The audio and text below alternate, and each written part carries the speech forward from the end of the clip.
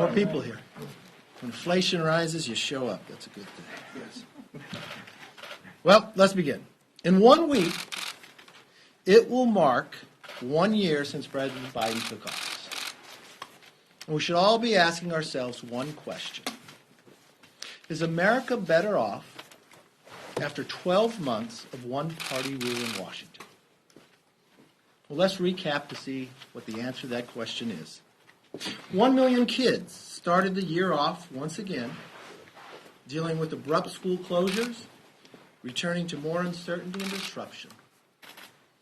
I know you heard it from so many parents, being stuck once again. Homicides in 2021 were near record highs. In several major cities like Philadelphia and Portland, murders hit the highest rate in the city's history.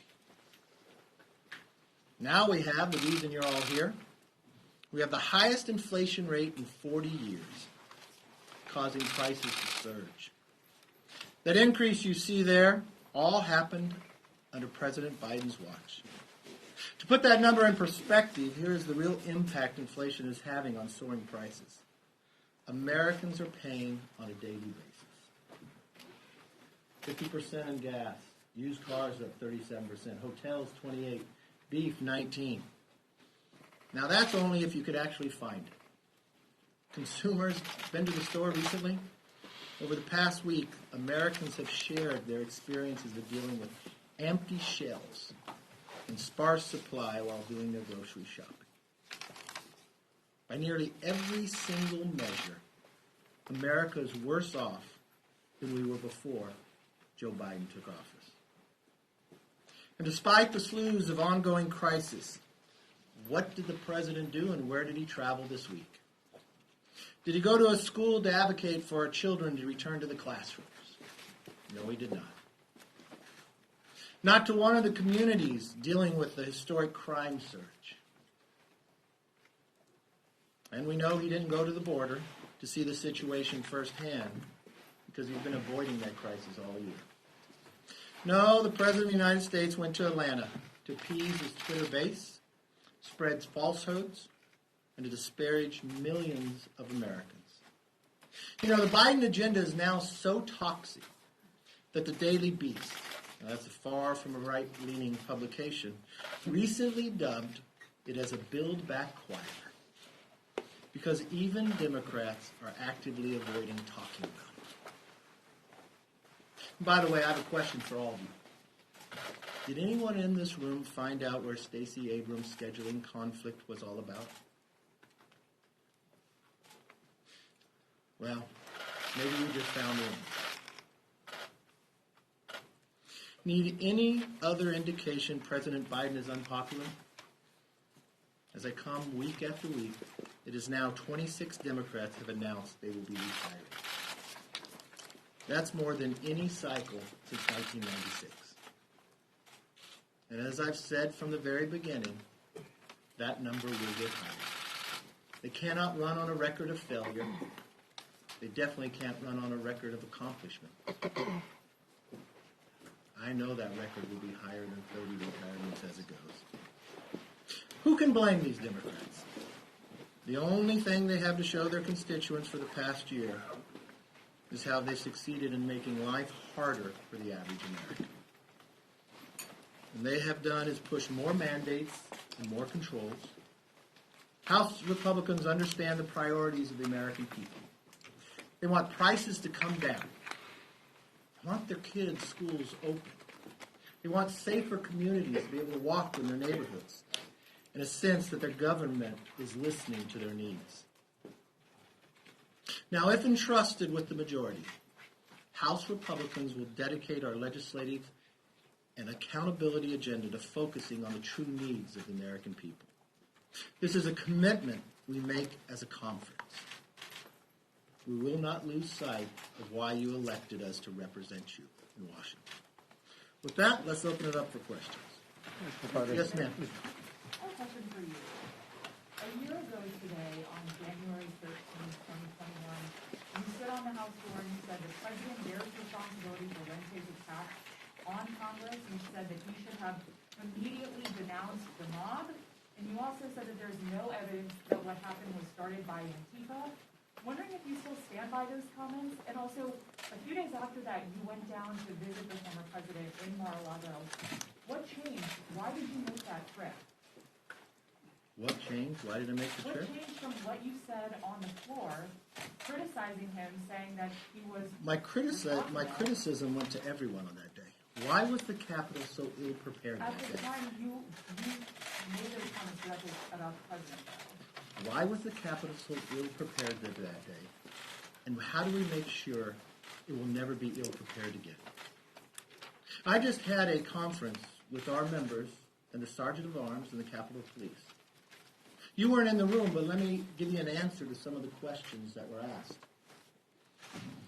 And some of the questions that were asked to the Capitol Police,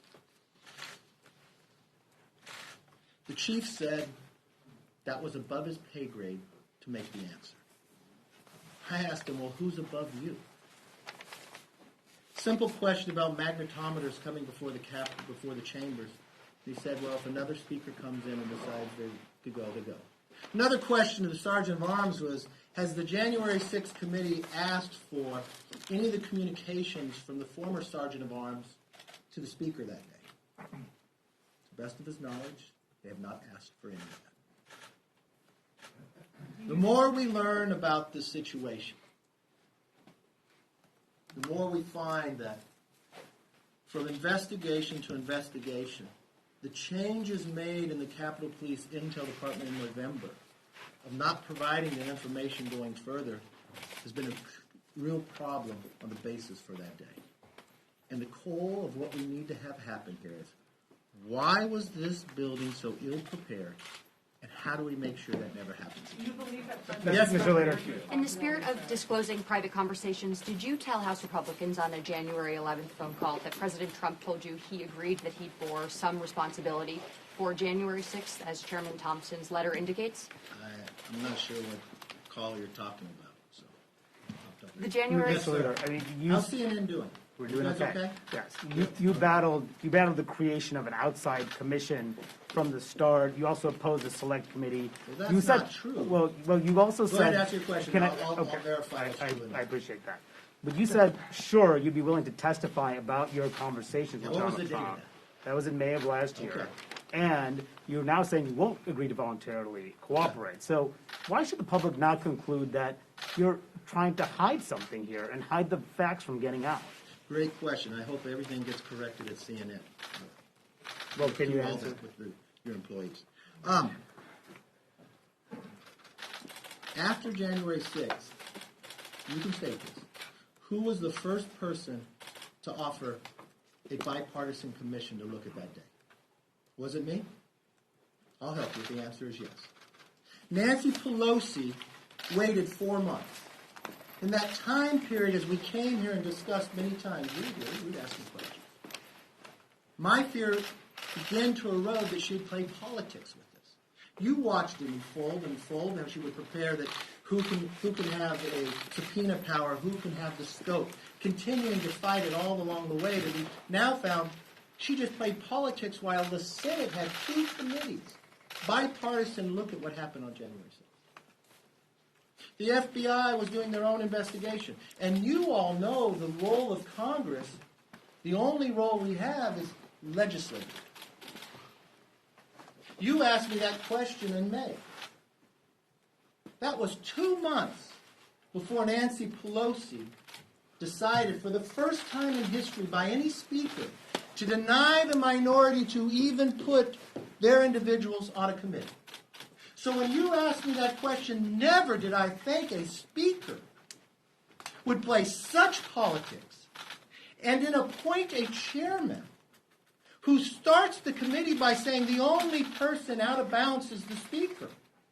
And now that we find, even when we ask to preserve that information with the Sergeant of Arms, that they will not provide it. Maybe if Nancy Pelosi had done what other speakers would do, and not play politics with it, it could have been a different answer. If you're subpoenaed, Yes, sir. will you defy a Yes, sir. subpoena? Will you defy a Mr. subpoena? McCarthy, you have a unique window into the president on that day, January 6th. You were one of the only few people who spoke to him that day. Doesn't the American public have a right to know what the president of the United States was thinking and doing while the U.S. Capitol was under attack? You know, that's a great question. You know the great thing about that? I didn't wait a year later. On January 6th, I spoke to the American public. Not by one network, but by many networks. My conversation was very short, advising the president of what was happening here. There is nothing that I can provide the January 6th committee for legislation of them moving forward. There is nothing in that realm. It is pure politics of what they're saying. So tell us. Will you defy a subpoena? On that note, Yes. so when you're in the majority, the only oversight you guys will conduct is oversight that you intend to write bills off of? Is that your... Because Congress has a long history of legislating, of oversight that doesn't necessarily result in legislation. You guys did it, Pelosi did it, Boehner did it, Ryan did it. I mean, there's a long history of that. So you guys are only and, going to and conduct... how often have we gone after people's phone I'm records? asking you about what you will do. What you will do if you are the Speaker of the House. Will you only conduct oversight that is legislative? You know what we'll do if we are entrusted with the majority? The first thing we'll do is talk about how do we lower the prices for the American public? How do we make gasoline price affordable? How do we put food back on the shelves? How do we stop this rise of inflation and prices of everything we deal with? How do we secure our border? How do we stop government mandating and controlling our lives? How do we make cities safe again? And yes, we will hold this administration accountable. We just found this week, I sent a letter with Virginia Fox. The Secretary of Education asked the National School Board to send them a letter so he can go to the Attorney General to now investigate the parents who go to school board meetings of terrorism. Afghanistan.